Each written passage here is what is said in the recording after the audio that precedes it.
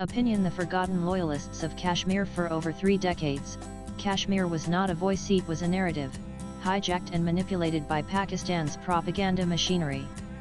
The pain of this land was never Pakistan's concern, it was a tool, a weapon, a theatre script for international forums. While Islamabad paraded selective tragedies before the world, the actual victims, those who stood by India, whose families were shattered by Pakistan-sponsored terrorism, were pushed into oblivion. No one asked who mourned these loyal sons and daughters of Bharat, who stood by the mothers who lost not 1 but 4 children because they refused to feed terrorists. These families were not statistics, they were testaments of courage. And yet, they were forgotten. Until now. This past month in Jammu Kashmir, something extraordinary happened. Something that doesn't often make headlines in the noise of national politics but should dominate the conscience of a nation. For the first time in independent India's history, families of terror victims, those killed for their loyalty to the Indian state, were brought to the front stage of justice, remembrance, and restitution. In Anantnag and later in Baramulla, scores of families who had been living in the shadows of memory, women who lost husbands, children who never met their fathers, parents who buried sons, were called forth not to be consoled, but to be recognized. 40 of these families, many of whom had never stepped into a government building with hope, were given job orders, legal protection, and public honor. But what they received most profoundly was a return of moral dignity, a currency long denied to them by both state apathy and societal betrayal. The picture of change has existed for some time now, but there has been a spotlight on it emanating from the Honorable Lieutenant Governor, Manoj Sinha. He has provided a different narrative to governance in Kashmir. In an atmosphere characterized by soft separatism and bureaucratic inaction, Sinha's administration has done something ethically sound.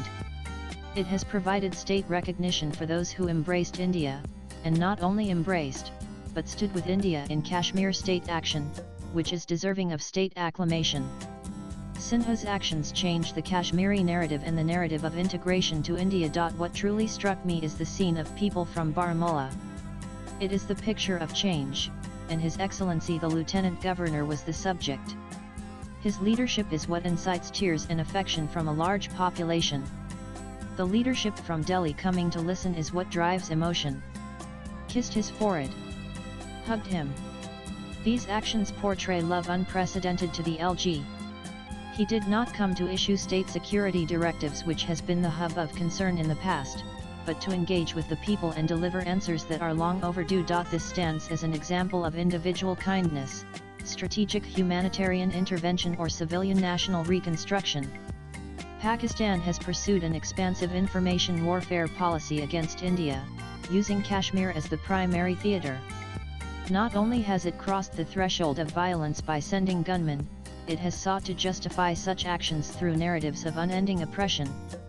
It has deployed narratives of oppression where the terrorist is a freedom fighter and a patriot is a traitor. It has never only displaced fighters, but exported a vocabulary of ruthless dismantling of truth. The literally unthinking victims of terrorism were absented. This new initiative reconstructs the narratives of Kashmir by placing these treated, forgotten families at the center of the conversation. The initiative has literally and practically changed the paradigm.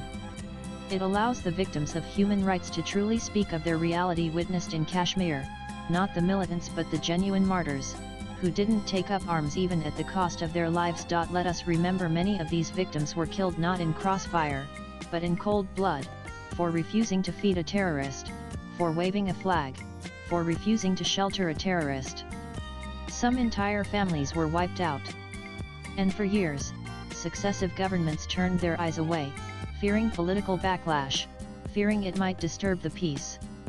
But how can a peace built on silence ever last? What makes this initiative powerful is not just its emotional resonance but its implications for justice, narrative, and state legitimacy.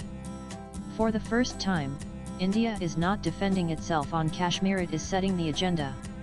It is saying that if the world must speak of Kashmir, it must first listen to the mothers whose sons were murdered for loving India by the Pak-sponsored terrorism. The symbolism certainly has depth, but the ramifications of policy also matter.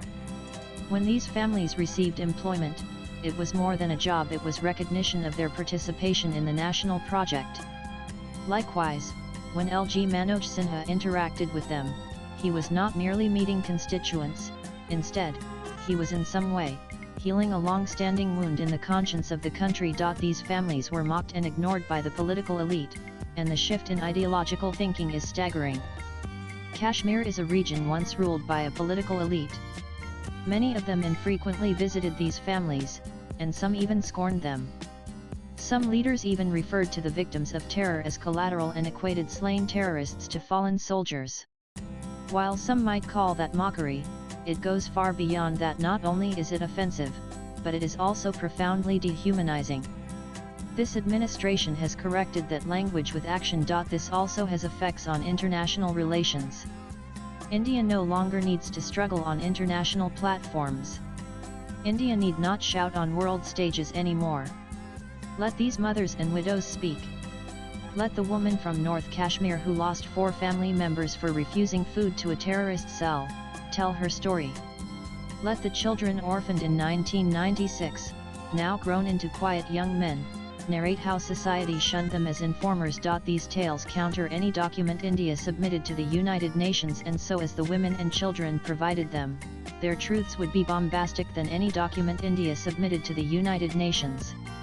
It cannot be denied that when the truth finally comes out, the noise will be powerful indeed, way more than so-called propaganda. There is also a spiritual dimension to all of this. This wasn't just governance.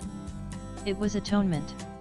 A political system that had failed a generation, today bows its head and says, "We hear you. We believe you. You matter."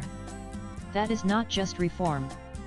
It is resurrection. Swipe left for next video. This initiative is not the end, it is the beginning of a new Indian imagination in Kashmir. One where every tear matters, every loyalty is honored, and every silence is broken with justice. As this movement spreads from Anantnag to Baramulla and beyond, one thing becomes clear: this isn't just about healing the wounds of yesterday. It is about building a new architecture of trust for tomorrow.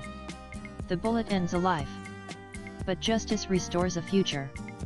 And for once, that future belongs to the side that bled. Quiet Lion waited for India to remember. Mudassir Dar is a social and peace activist based in South Kashmir.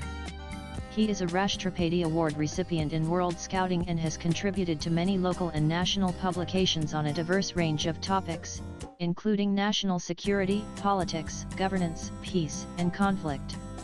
He tweets from Dar Mudassir 10. Views expressed in the above piece are personal and solely that of the author. They do not necessarily reflect NEWS18's views. Latest blogs.